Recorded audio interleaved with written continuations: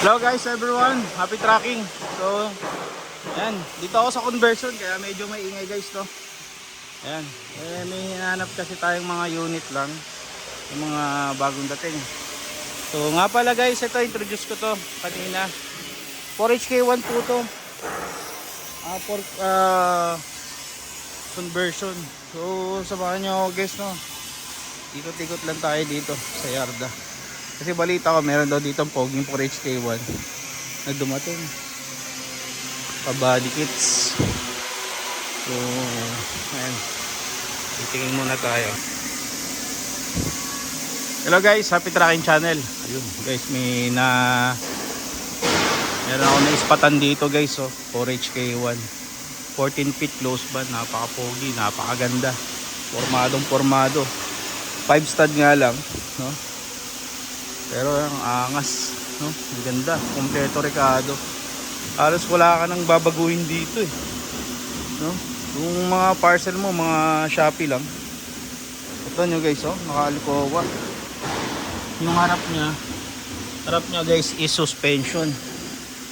Yan, corrugated, stainless yung sides, no? Original lahat. Ito nyo. Ayan, pogi. Custom. Ito yung kanyang mileage. Ayun guys, nakita niyo yung mileage niya. Patawid na rin.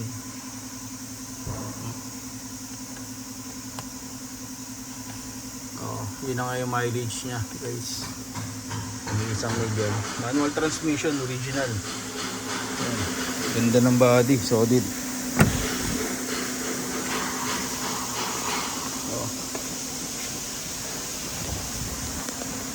Yung likuran niya molye, naka molye. Ito, ganda.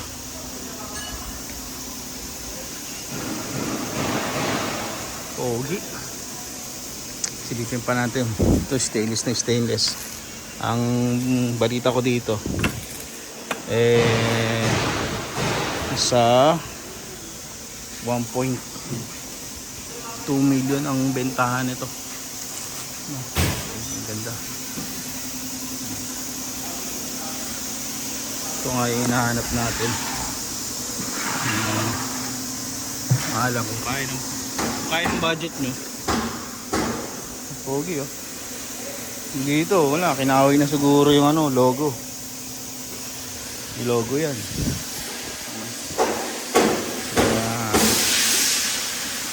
So, tignan nyo na lang yung condition ng kanyang engine kapag pinuntahan nyo.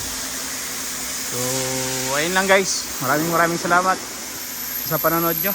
Happy tracking channel everyone. Thank you, bye bye and God bless.